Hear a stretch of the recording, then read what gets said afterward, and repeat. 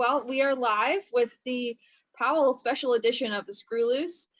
The Screw Loose Flute Tech Talk team is Kimberly Jurens of Kim Jurens Wood and Repair in Victoria, British Columbia, and Adam Petrie of Petrie Piccolos in Atlanta, Georgia, and myself, Rachel Simon, the flute mechanic in Doylestown, Pennsylvania. And normally at this point, you'd be listening to the great Sarah Stockton of Boundless Flute in Connecticut, but she is unfortunately away today and couldn't be here, so you have to listen to me. So, but the good news is you do also get to listen to Powell's U.S. Direct Manager of Sales, Kristyn Moore, and Powell's General Manager, Daniel Sharp. So welcome. We're so excited to have you guys with us today and to talk about Powell Flutes and what makes them just iconic. I mean, iconic is the word that comes to mind in the flute world. So we can just jump right into Powell world. And I know this company obviously has a lot of history. And there's also a lot of great stuff going on now and great stuff planned for the future. So why don't we start with what's happening right now? What's like Powell Flutes in 2021? Sure. So I just want to thank you and Screw Loose Tech Talk for the invitation, of course, for including Powell. We're happy to speak with the three of you, but also to everyone who's listening. Please submit your comments and questions, and we love interacting with people. I'm really happy to be here with my colleague Kristyn. We're so impressed with the success that you guys have done with the Screw Loose, so we just wanted to start off by thanking you for including us. A little bit about Powell today. We are part of the Buffet Crampon group, which some people may not know. It's a group of 12 brands, international brands. All instruments, wind instruments, are made within the group, and we're really happy to be on the flute side for Buffet. We've been part of the group now for 5 years. It's been a really interesting marriage of ideas and personnel. So we're really in a kind of new chapter right now for Powell Flutes. As many people know, Powell has a really long history. You know, we're over 90 years old, and there have been many chapters to the Powell story, some of which we'd love to talk about today. But today we are the largest U.S. flute making company. We have about 55 employees here in Maynard, Massachusetts. We make flutes all the way from the intermediate range, the Sonari model, of course, all the way up through handmade things in silver and gold and platinum, which Powell is really well known for. But we'd love to talk a little bit today about the range of the instruments and what defines Powell instruments. As you said, they are so iconic, and what does that mean? And what can people expect from a Powell flute? So we like to think of our vision for instruments under two kinds of terms. We like to think about the tradition that comes with Powell flutes, but we also like to think about the innovation that comes with Powell flutes. You know, Powell was a really innovative maker. He was a self-taught flute maker. I don't know if many people know that, but he cobbled together an instrument from spoons and watch casings, and it's a really go-getter. Yeah. You know, to set the scene, this was sometime at the turn of the century in Fort Scott, Kansas, and he came from a family of jewelers. So he had metalworking skills. He was a really masterful engraver, and he was an avid flute player, and he played really well himself.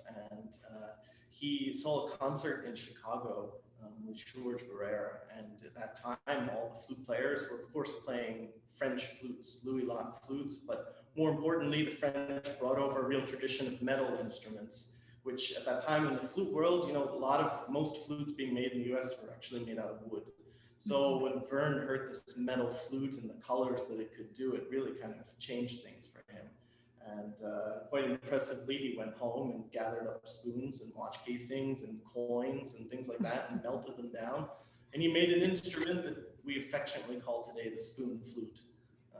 And this he sent to different makers at the time as a kind of portfolio of his work. He said, look what I can do. I've made this flute. And, that was the beginning of his story.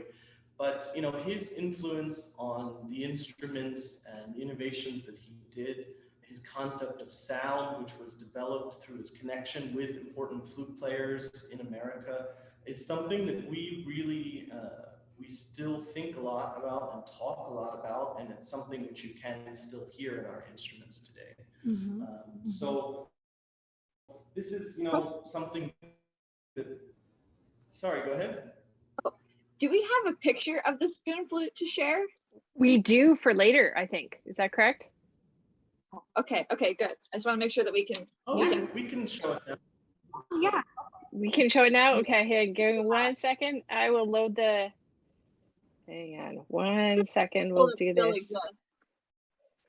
Does it play? Like, do people play the spoon flute, or is it just, really? Oh my God. It plays beautifully. That's so cool.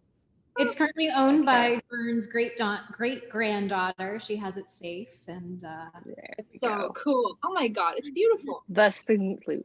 That is very Look cool. at the roller arms. Okay, I'm just so jazzed by those roller arms, like the way that they bend so elegantly like that. You can see what I'm talking about? And you can notice Yeah. pearl shape, teardrop shaped D sharp Yeah. lever there. That's a direct kind of quotation of Louis Lott flutes. Right. So Vern himself was not, as he became the master flute maker that he is known today, he wasn't like super proud of this flute in terms of its aesthetics. He often would loan it out to people in the workshop when their flute was in for repair. He would just kind of have it around, and to him it wasn't any kind of pinnacle. But Okay, just take this, the first flute that I ever made. You can just borrow that. This is cool. That's impressive. Also, can I ask a bit of trivia, since you mentioned that he was a jeweler and an engraver? Does that mean that a lot of the old engravings were done by him? Yes. So the original Powell's? Old head joint lip plate engravings, they were done by Vern, and at a certain point, they had to move to another person to do it because of the size of the production, but the artistic engraving 100% was done by him. Part of the interesting thing about this spoon flute, we should share some more photos, maybe we'll do it on our Powell Facebook, but Vern was also a bit of an artist, and when you look at the logo on the spoon flute, it's not the triangle logo that you see that he used from 1927 when he incorporated. He developed his own logo using the initials VQP, and it bears a striking resemblance to the first flute maker's logo that hired him, the Haynes Company, because Vern also developed the Haynes logo. So if you see a photo of the spoon flute, you will see it. It's the same as the Haynes, maybe just different letters. That's so really neat. Yeah.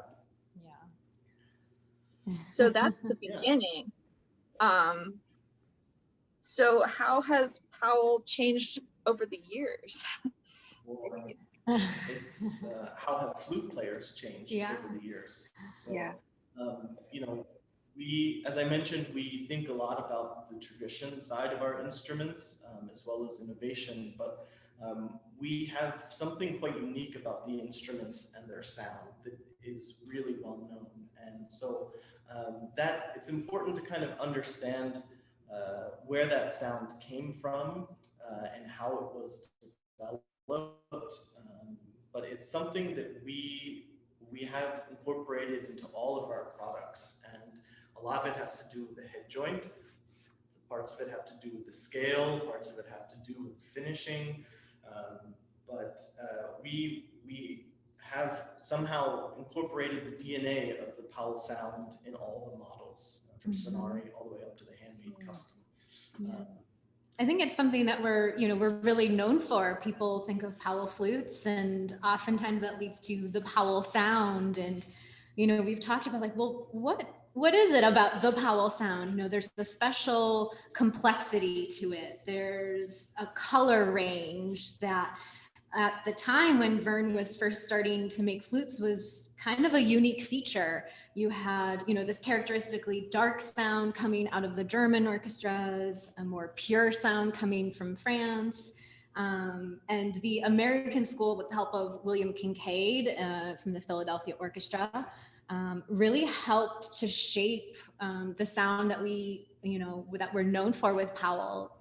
Yeah, I mean, there are some historians, flute historians, who have raised the idea that the sound of the Powell flute changed the Americans.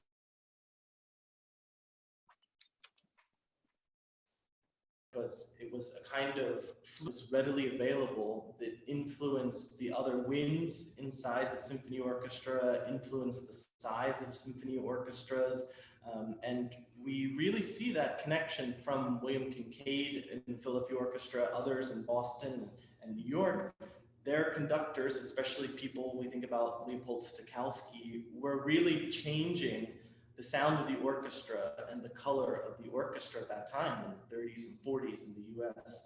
It was also the first time that we see an American flute school and American principals sitting in American orchestras. And if you dig deep enough, you begin to see that before Kincaid's generation and before the 1930s, most players were import. They were French or German, and they were playing on French and German instruments. And I didn't know that. Really interesting to think about how the sound of the American orchestra changed and how the instruments met that demand. They were beginning to play in larger and larger concert halls. They needed an instrument that had a lot of color and a lot of projection. And so this is really what Powell developed. And when you think of Powell flutes today, you think of color, you think of projection, you think of power. So it's something that you can still hear today in instruments. And I love that it's accessible through all of the lines, because I know that I'm going to age myself in how long I've been doing this. But when I first started, and when as a player especially, there wasn't a way to, if you were a young player, necessarily afford that flute that you had. Like, it was the sound you wanted. It was the thing that, like, it was going to be your flute, but it was so inaccessible. So I love the fact that Powell and other companies have come to the point of being able to make like the Sonare line, which makes it accessible to so many people who love that sound, but they just can't afford it yet. So I think that's super special, because I remember not having very many options when I started. And I love the fact that students today actually do have such an ability to sort of attain those things and grow up through brands, which is, it's great. Yeah, I mean, there's a lot of history with Powell on that also. Verne started out making what were called French flutes. They were very fine, high-level flutes. But soon after, they began making something called the commercial model, which was a tonal flute, which was Y arms, often closed holes, and it was meant to be something a bit more affordable. Very often, the cheaper flutes, they were actually called at that time army flutes, because the army found them and they were so cheap and they would just crank them out. But it was actually in the 1950s, the first time that Powell tried to do something which resembles the Sonare model today. And the Sonare model was envisioned as, at its base level, a student instrument with a professional head joint, a handmade head joint. And he actually attempted this in the 1950s. It was called the Artlev flute. And it was actually a body made in France, student body, and a handmade Powell head joint.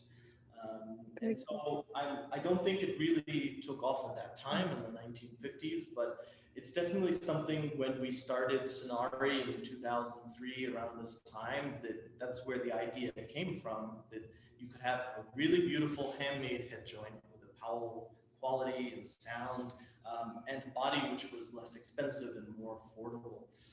Today, there are many versions of the Sonare models. There are about 4 different levels based on materials and price and finishing. So there's even more option for people to have an intermediate flute with a professional handmade head joint. I love that. That's great. I didn't know about that experiment from the 50s. That is super intriguing, first of all. And secondly, I wonder, do any of those examples still exist? That would be a neat collector's item, I would imagine.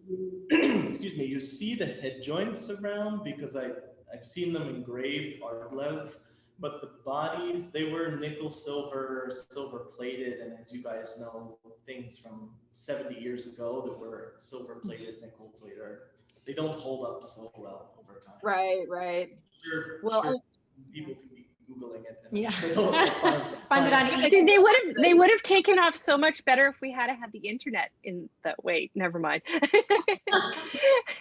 Well, and it is a testament to being able to like get the word out there that the like the Snar brands and stuff like that have been able to take off as well, because you get the word out much more readily than, yeah, we also make, is sort of not an afterthought, but people don't necessarily, unless they're eager to like research things from like contacting the companies directly. With the technology we have now, it's much easier to find out more information about product lines and information and pricing and all sorts of stuff than it ever has been, which is great. Well, and also with the just also differentiating that from the older commercial models, those were actually fully handmade, right? Like, would you consider that a handmade flute, even though it was more, there was some like mass production aspects of it, but that's still a handmade instrument, right? Yes, of course. And the commercial model eventually evolved into the conservatory. Right.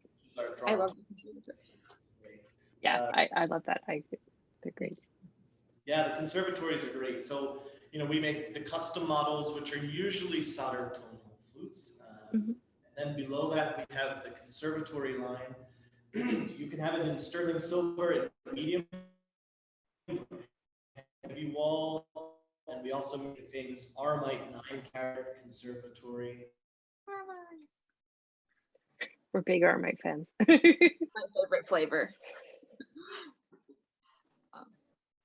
Oh, you froze for a half a second there, Powell. And then below that, we have signature series. Oh no. I think I froze. No, Powell has frozen for a second. We'll wait for them to. I think you're good. There we go. Sorry, you froze at the part where you were discussing the signature model. Yeah, sorry, technical difficulties. That's okay. I was It's just 2021. The signature flute, which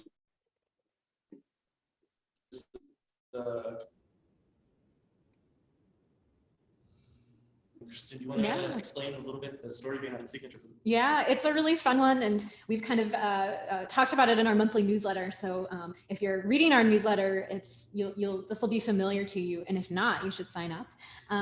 But Vern, when he was still at his workshop on Huntington Avenue, which is right in downtown Boston, around the corner from Symphony Hall where the orchestra plays, he'd been working, had a customer who was buying a flute for his son. And when this customer, his name was Dr. Albert Sloan, came to pick up the flute, noticed Vern, had a really red, itchy eye that he kept rubbing. He said, "Oh, are you okay? What's wrong? Like, I'm an ophthalmologist. Like, can I help you in some way?" And Vern said, no, it's fine. I just have something in my eye. And Dr. Sloan said, let me take a look. I'm here. I might as well. And it turned out Vern had like a little piece of metal lodged in his eye. Yeah. Ow.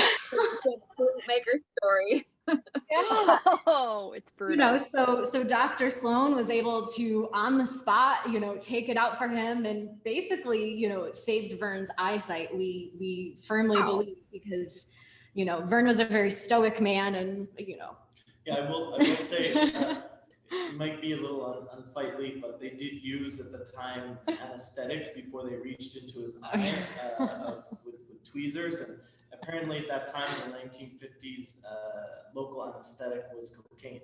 And so they put a couple drops in his eye, and they pulled out this shard of metal right there.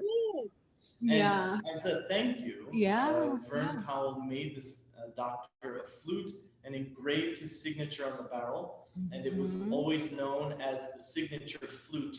We have several flutes in our catalog that have names to them, but this was known as the signature flute. And it was that comes from. It was made in a spirit of, thankfulness and appreciation and gratitude for someone's help. And so I think it's really interesting that that entry-level handmade professional flute that we offer is also kind of in that spirit of, appreciation. Well, and the signatures, they're also a really extraordinary offering in the sense that I don't know that there's any equivalent where you've got an entry-level, well, at least especially in the States, an entry-level solid silver flute that's made in-house. That's pretty unusual. Mechanism and everything, and it often competes with flutes price range, which are plated mechanisms. And as you guys know, as repair techs, a sterling mechanism is much better. You can do much with it. You can keep it in shape much longer, and it's a better sound in some cases. But even today, you can find Vern Q. Powell's signature engraved on the barrel of a signature flute. So if you have one, check it out. You may have not noticed why it was there. It was there. I see many of them in the shop because the price range is Canada it's expensive for flutes. So it's actually one of the most common until you get like way up where people are making their entire livings off of playing flute and they can write it off. I see a lot of the signature models because it's a really affordable, amazing instrument that get people into a handmade instrument that they need at a price that allows them to also pay the rent. which is really important for a lot of people. Yeah, I teach long ago. Sorry, I used to teach long ago, and I had a few students that had signatures. Great. And just because they were in high school and they didn't need to make a huge investment yet, but they need to have something that could let them grow to that potential, and it was great, Yeah, the handmade head joints on the signature flutes are the same head joints you find on all the Sonari instruments. So we carry that signature sound into the Sonari range. There are some options you can do with the head joints on the signature. You can add some gold riser, things like that, but there's just one style at the signature level.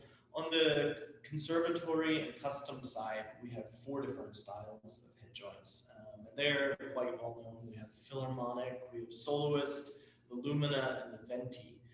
So once you get up into the more kind of expensive flutes with more choices, you can select a style of head joint which fits your own kind of playing and fits the kind of sound that you're looking for.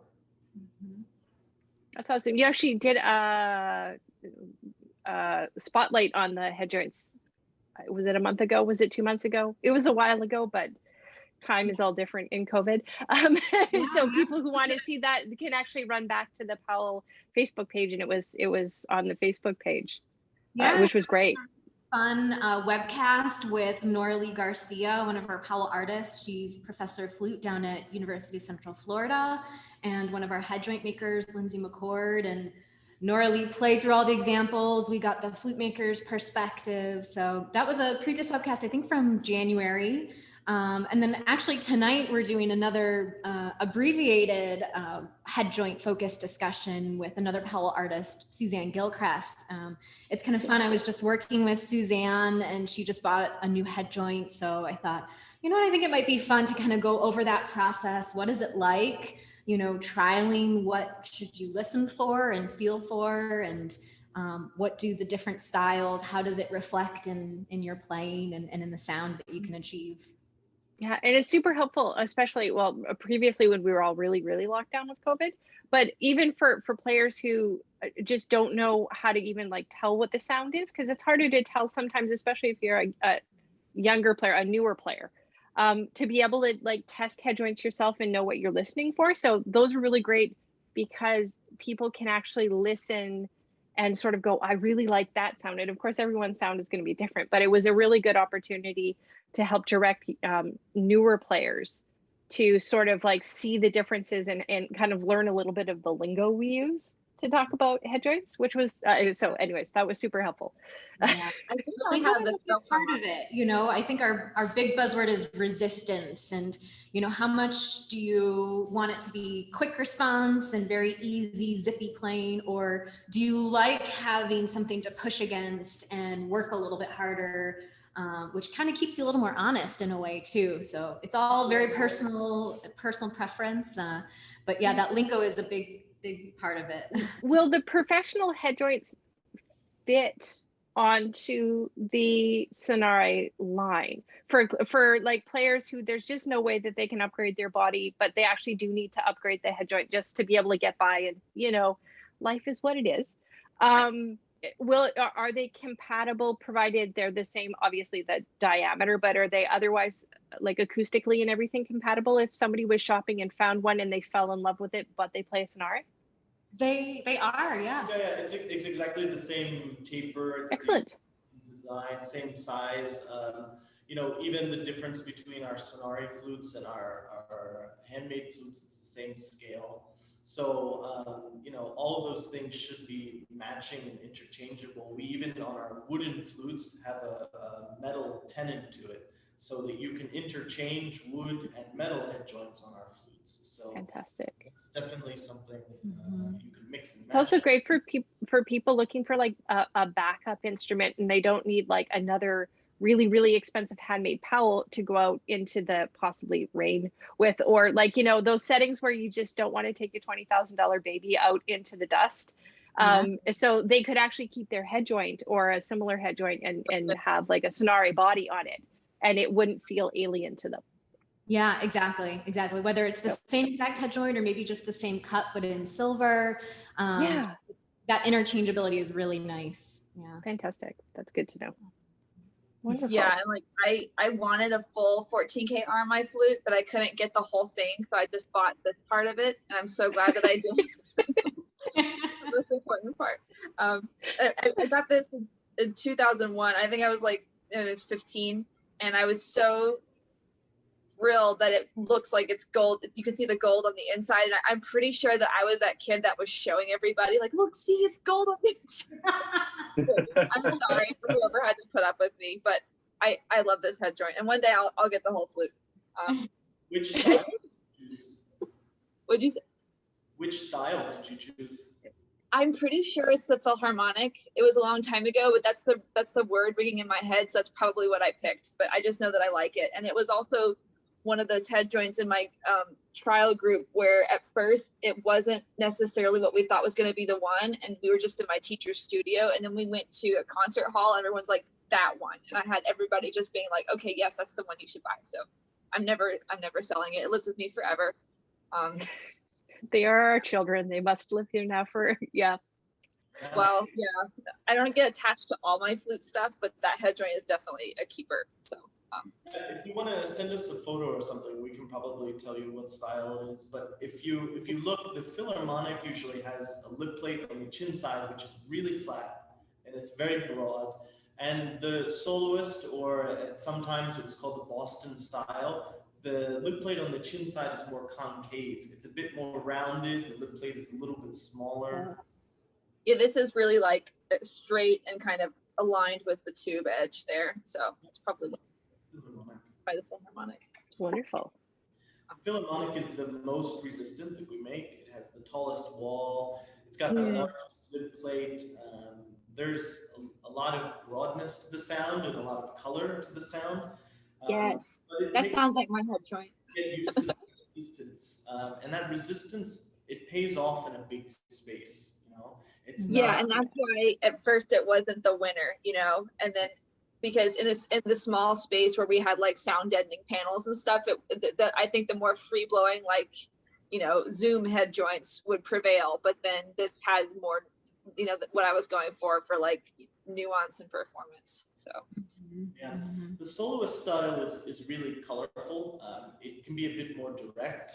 It feels a bit zippier to me. The Venti style is probably the most powerful. We really accentuate the third octave with that head joint, and it's got a really immediate response. The fourth one, the Lumina, which is the newest, is probably the most flexible. It's got the most homogeneity in the sound, but it's meant to be something which is really flexible and bright and easy to play and accessible to a lot of people, but still have that richness that we expect from a Powell sound. And they can be purchased with any, like when you purchase a Powell flute, like a handmade one, you choose the head joint. Right. Exactly. Which is something that I like to always mention because people don't necessarily know that. So when you pick a professional flute, for most makers, you actually get to choose the head joint. So be aware of that. Don't just like pick whatever randomly shows up. I mean, unless it's the one you love, but there are choices available within that spectrum. I think that's really important. Yeah. They're like fingerprints. One will Yeah. match you. Yeah, we know many players who use Powell head joints at other brands also. Mm-hmm. We have many players. I'm not sure what kind of flute you're playing right now, Rachel, but when Not people, Powell. That's okay. we can fix But it. I used this on a bunch of different things. But in college, I used it on a Yamaha, and it was, you know, just what that's actually the flute that I paired it with when I trialed it. So yeah, I've used it on a couple different things since I bought it. But, So it would be probably interesting to people to talk about Aramite itself, since you mentioned you have an Aramite head joint, and you mentioned there's gold on the inside. Aramite is a material that we offer that's special to Powell. We developed it in the 80s and it kind of officially launched in 87. And in the beginning, there were several different types, but it for the longest time developed into two, with gold on the inside and gold on the outside. So it's a special type of tubing which is made for Powell, where on the inside, Aramite 14K, there's a layer of 14 karat rose gold. And in the Aramite 9 karat, which you see on the Conservatory and some of the Sonari head joints, 9 karat rose gold on the exterior. And a lot of people get confused that this is some sort of plating, which is common on a lot of other different kinds of flutes. The Aramite layer is actual gold, and it is a significant amount of gold. It's about, I would say, 3/1000 of an inch thick compared to a 16/1000 tube. Sometimes it can be a little bit thicker. It's 30 times thicker than plating. Plating can be in the area, if you're lucky, 10 microns, something like that. Depends on who makes your instrument, but People don't realize how thin plating is. yeah. So well, and also it's like bonded together, right? Like the gold and the silver are actually bonded together versus like electrocuted. If you know where to look, you can find the patent paperwork that Powell filed in the 80s on it. And I have read that front to back over and over again because it's such a cool process. Because it's a series of two tubes with a bonding layer in the middle that's drawn through high heat and high pressure. So they are not coming apart. No. It's really cool. The tubing is made in a kind of way called cup and draw. And so it kind of starts out with a hockey puck of silver and a hockey puck of gold. And they're fused together, and then they mold this hockey puck into a cup shape. And from this cup shape, they can pull it out into tubing. And it's really kind of special. You know, we do see some different versions of it. In the early days, there was something called Aramite 4, where there was like a palladium layer, a silver layer, a gold layer. It got really out of control. And I want that, just so you know. just to say you do. Special order. We have great success with the Aramite 14K with gold on the inside and the Aramite 9K with gold on the outside. Mm-hmm. And then about 3 or 4 years ago, maybe longer, we launched something called the Ruby Aramite flute, which is in the custom. This is a really beautiful instrument with 14 karat rose gold on the outside. And so the interesting thing about Aramite is it is 2 distinct layers of metal. And so you get color qualities of both metals. But for players who want something a little bit zippier, I always recommend an Aramite with gold on the outside, because the silver tube on the inside, as a result of the gold layer, is actually quite a thin layer of silver. So when you think about thin wall flutes, they're usually like 14/1000 of an inch, something like this. On the Aramite flute, that silver layer is even thinner. And so if you like something that has really great response, something that's very quick, the Aramite with the gold on the outside is really fantastic. You get that response to the silver, but then you have that kind of core color of gold also. So this Aramite flute, Ruby Aramite, it's a solder tonal flute and has a solid gold lip and riser to it, and it's just a really beautiful, beautiful instrument. Yeah, they are. often, I had a sorry, Ruby go ahead. Aramite on my desk for a repad back in October, just because they put so many miles on it, and it was just, they're beautiful. They're beautiful flutes. Yeah, I mean, I often recommend them to players who can't afford or don't want the sound of a solid gold, but are really reactive to silver, because putting the gold on the outside, I mean, they still are a little bit reactive to the keywork, but the reality is at least the body where their fingers are resting constantly and they tend to sweat on, they don't react in most cases, which is really nice because it's a really nice, slick solution, and they sound amazing. So. Yeah, I mean, I think that's one of the great things about Powell's range is that there's a flute for everybody. I think we have the most references out of any flute company. We have all of the Sonari, all of the signature conservatory and on custom. You know, we do the 3 thicknesses of silver. We do Aramite, gold on the inside, gold on the outside. We have 9 carat, we have 10 carat yellow. We have 14 in rose, 14 in white. We've got 18, we've got 19.5, we've got platinum, we've got wood. It's a lot of different sounds for a lot of different types. So many different check boxes. Yeah, that's the thing. One of the most joyous results also is that our players, our customer base is really varied because there's a flute for everybody. That means that there are many different types of Powell flute players. There are the traditional orchestral players, the concert soloists, there are teachers, there are jazz artists, there are folk players, there are chamber musicians. Yeah. There's so many different types of music that people can play on Powell flutes. It's really interesting for us because we have a close relationship with our players and our artists. You know, a lot of people talk about the Powell family. It's a real thing. You know, when we meet people who play a Powell flute or even a Powell head joint, it's a real pleasure to talk with that person about their experience and their relationship to their instrument. So that's, you know, one of the really nice things we enjoy about our work. That's awesome. Awesome. Well, and I was thinking of something else too, since we were talking about Aramite, that reminded me, you guys have a nice little list of like Powell innovations, like first, you know, because for example, you guys developed that Aramite procedure, but there's a lot of other stuff that Powell was the first at. And love to hear about that as well. Yeah, I mean, you want to talk about something? Yeah, one of the earliest is probably not many, I don't know that everybody realizes, but Vern was the first to do the gizmo key. That was his creation. And only after a year of being in business, so 1928, and he was working with Arthur Laura from one of the New York orchestras, and you know, that creation came about, and after that it turned into his all white gold flute number 900, the only one that he ever made because it famously broke all of the machines, not all of them, but yeah, so this because the white gold is super hard, right? So like the machinability of it is just like, it'll just chew tools. Right? yes, He said it ruined all the files and all the drill bits and everything. Well, and that's why if flutists have ever wondered why people don't make platinum mechanisms, it's for the same reason, because it will just eat everything throw at it. You might have a platinum flute, but at the end of the day, your tools are all ruined.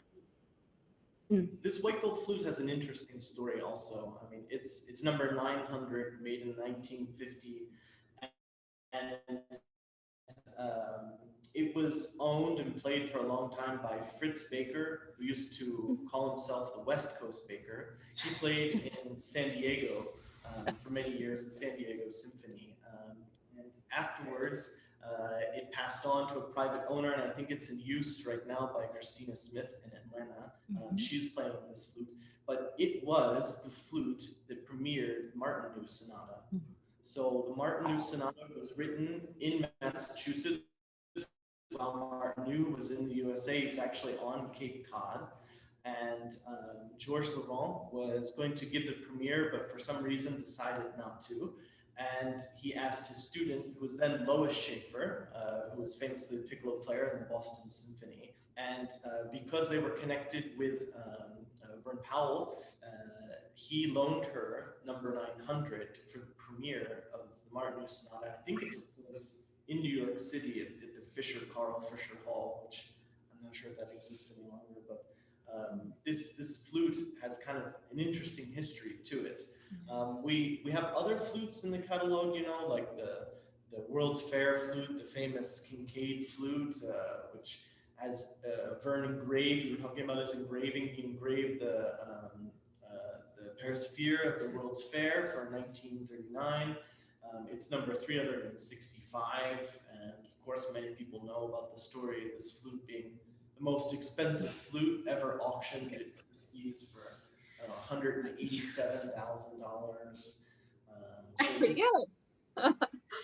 Is this one the single tube platinum flute, or is that a different one?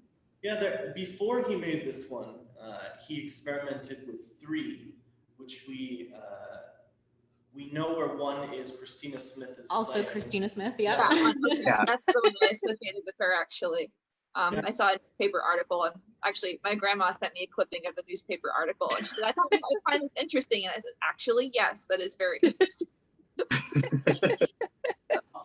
Long case that she keeps the body, because it's one center joint, and she puts it on her back after concert. She looks like a samurai. It's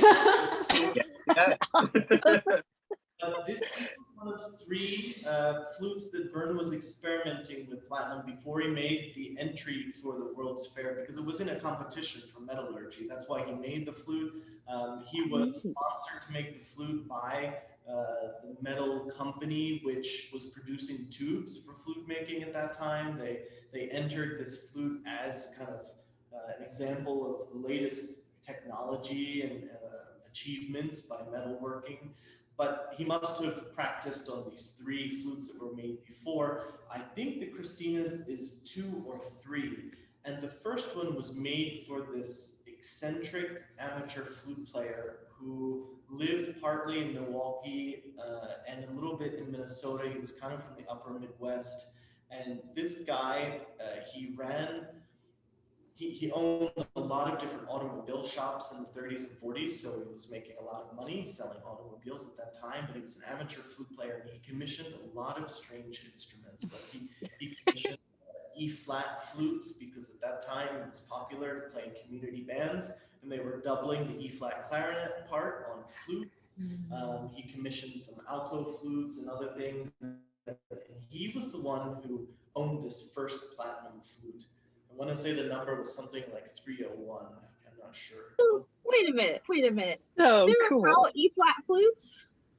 Yeah, there are a couple hanging around. I know there's one at like Stetson University right now in Florida. They had one. Oh man, I want to see one of those.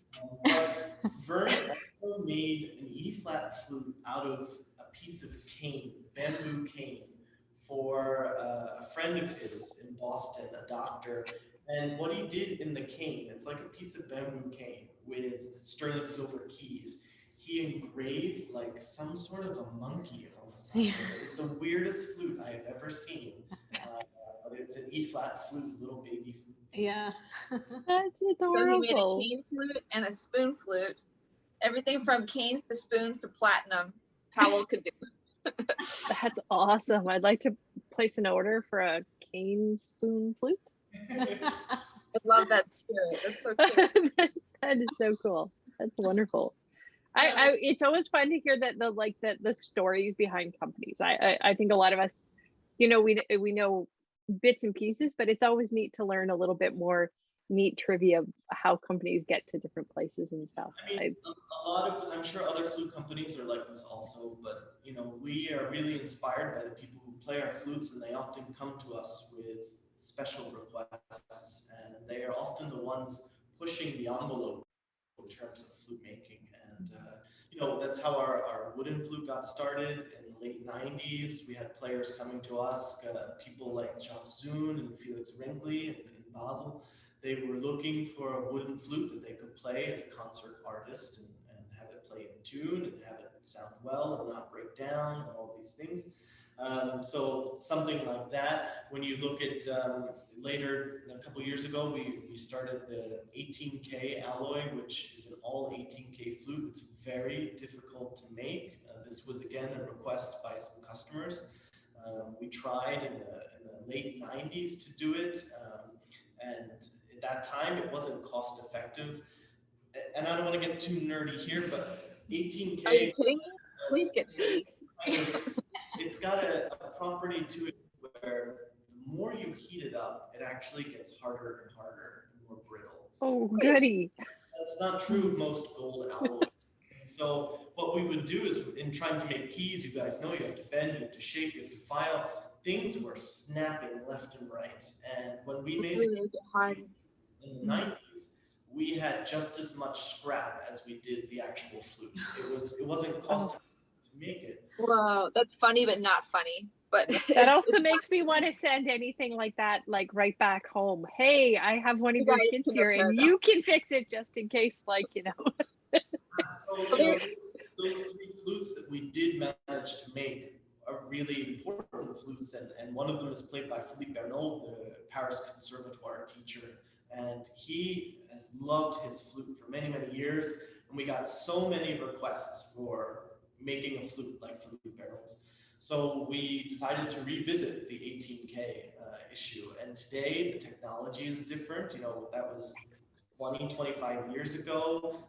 The tools that we use for soldering are much different, and so it was still a labor of love, but we use it today, and it's something which is really special. It's a really amazing instrument, so pure and projecting and rich, just like the darkest chocolate you could ever want. It's really amazing. That's awesome. Well, and that also brings up an interesting point too, where, you know, if you see pictures from flute factories from like 100 years ago and you see pictures now, there's a lot of it looks really a lot the same. You know, it's like not much has changed, but really a lot has. It's just hard to see and hard to, like, a lot of people don't realize it. Yes, it's still a handmade flute made in a lot of the same traditions, but there's definitely been some technological advancements to allow for increased precision and use of different materials that were not really an option before. So that's just something that people don't realize, I think. Yeah, I mean, people, the term handmade is somewhat contested. You know, it can really mean different things to different people. But I think it's our responsibility to investigate the best methods for producing instruments. One of the advantages of being as old as Powell is that we see the instruments from 90 years ago, and people are still playing them today. And so we see all the wear and tear, we see the things that break down, we see the problems that were inherent at that time. And so you can use some new technology to create an instrument which will be, you know, used for the next 90 years ahead of it.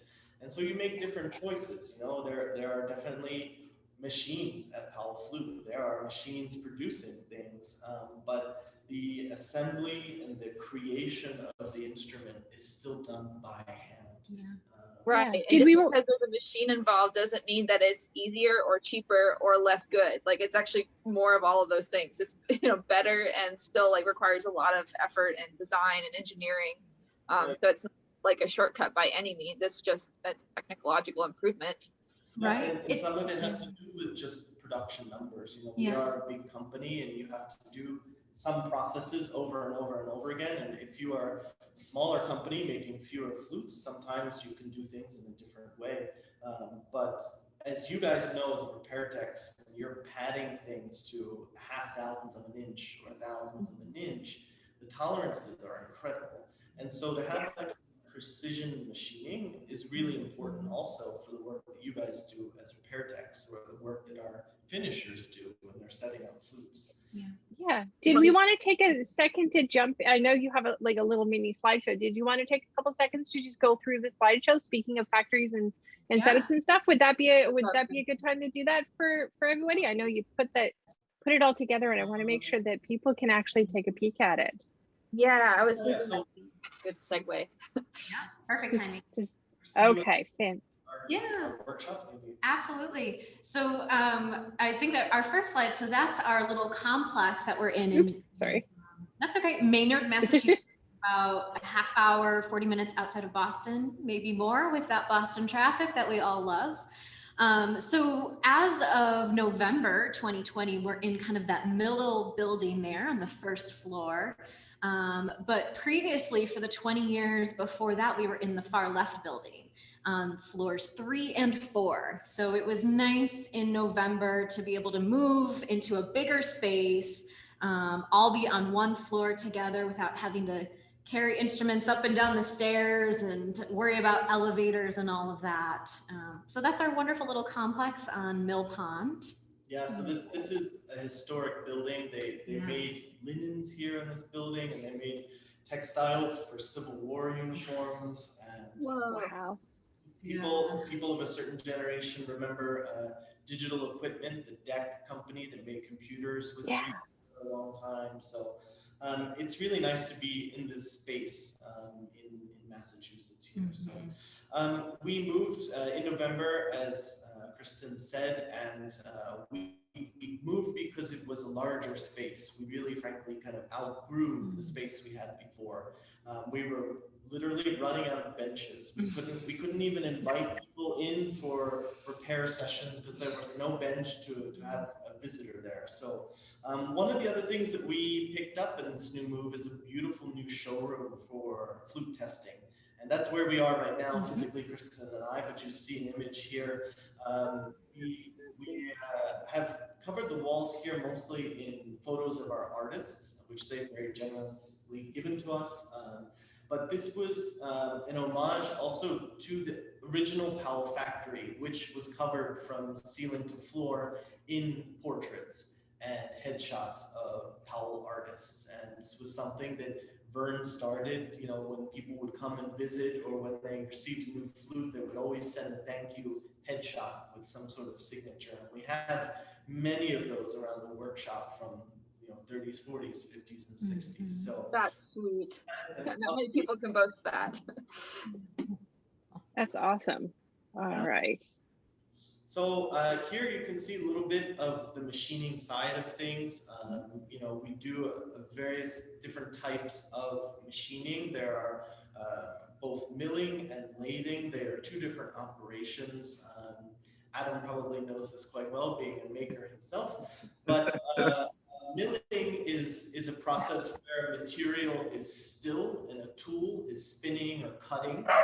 Lathing is the opposite. That is where the material spins and the tool is still and it is shaping. So lathing is about like legs and things like that. It's the same principle for posts, for example, on your flute. Your posts are made the same way as table legs are made. Milling is used for all different types of shapes and processes. It can also be used on different parts of the flute body, but it's a really useful part of flute making to have CNC precision machining. That's awesome.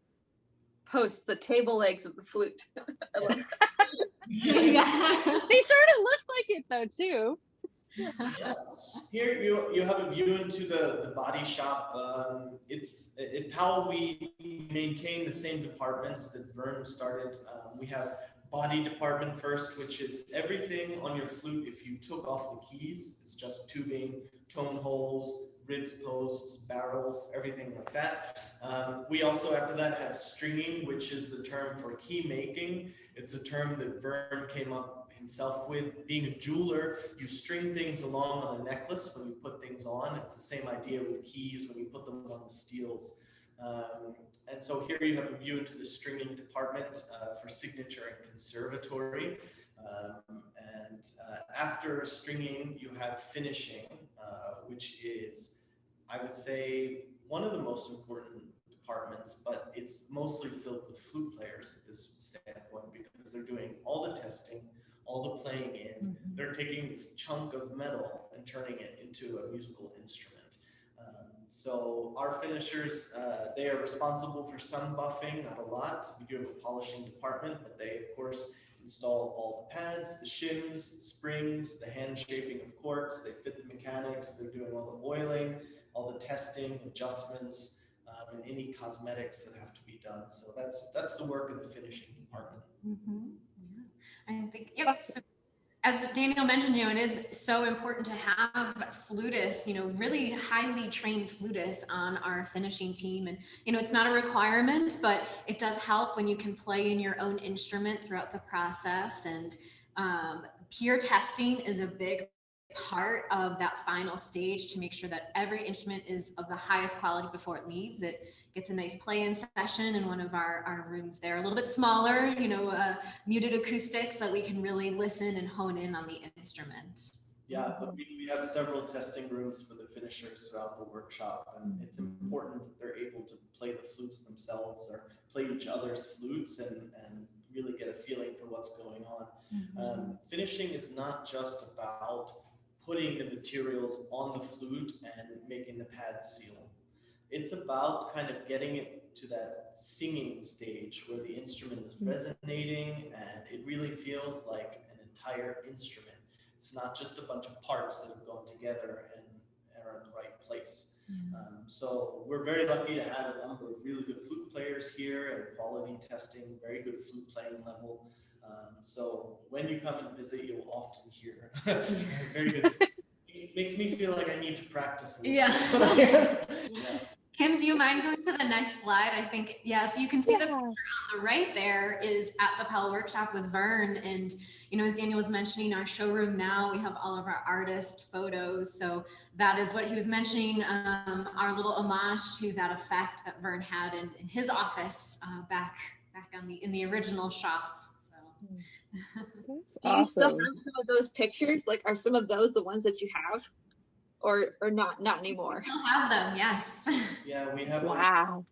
There are some I feel like over the 90 years I'm missing now, but we have, I would say, between 50 and 60 of them still. And very, very important people, we have photos of Kincaid, we have photos of John Warmer, we have photos of Bernie Goldberg, we have photos of a lot of early important women flutists. Dorio. Elaine Schaefer. We have really important stuff. We have a lot of nice photos of flute sections where the flute section of an orchestra who were all playing Powell flutes would sit for a portrait and they would all sign. So yeah, there's a lot of really great historical stuff here. That's awesome. It's so nice that we've got to the point, like technology wise, where those can all be digitized and like kept functionally forever now. Because of course, photos do fade over time, as all of us with photo albums from when we were children know. And then we're back to the spoon flute. So like, it is really nice to be able to sort of know that now those can be preserved pretty much indefinitely, which is kind of nice. Okay, I'm going to stop sharing now, if that's okay. Yeah. Oh my gosh, it's already 2 o'clock. Okay, well. It is. So we can go a little bit over if you have time, but otherwise. Well, maybe we can just, for the last thing, how can people get in touch with you guys about Powell flutes? Whether it's repair or purchasing a new flute, like what are the best ways to find out more?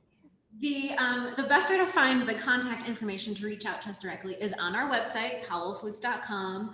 You can not only find, our direct lines and our emails, but, gorgeous flute photos that you can just drool over all day, all the different flute specs. If you're curious about, what was the 9K Aramite, and you want to learn more about it, what kind of springs are on the Sonaris, what kind of pads are on the custom.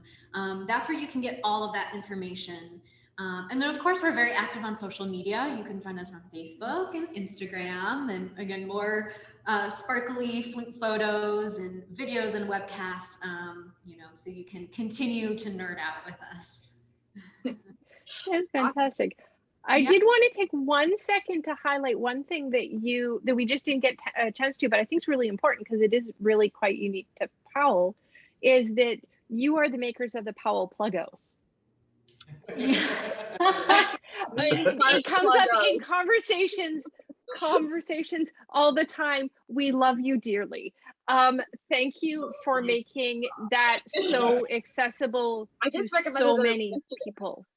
If you don't know what a Plugo is, we do make small little sterling silver plugs that go into your open hole keys, and they're very nice because it doesn't look like a piece of silicone or plastic. It just looks like a closed hole key cup.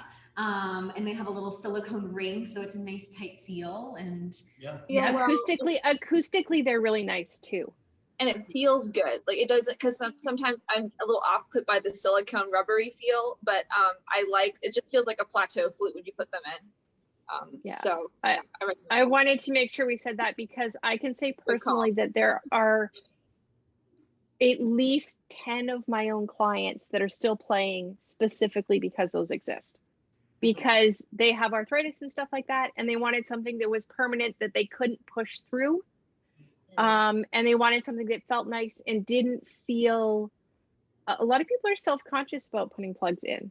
Mm-hmm. They just are. I'm not sure where we got that sort of plug shaming from, but we need to stop it. So I'd like to say thank you to you on behalf of my clients for making something that made them feel less self-conscious about something that they really, really needed to have. And it was the only way that I could convince them to do it. So thank you for that. Please never stop making those. So available from any of our authorized dealers. They can get a hold of them from Powell. If you're looking for an authorized dealer in your area, another thing on our website, there's a really great locator. You can put in your address or your zip code, and you can find Powell dealers if you're looking to try things. You're always welcome to send us an email if you need help with direction, you need advice, things like that. We're always happy to communicate with people, and we love hearing from our Powell players. So please feel free to reach out. Yeah. Well, thank you all for being here today, and we're so honored to have Powell with us, and doing this special show. So thanks for your time, and I learned a ton of stuff today that I did not know. Thank you for the trivia. It was fantastic. For your next flute cocktail party, when you need the fun facts.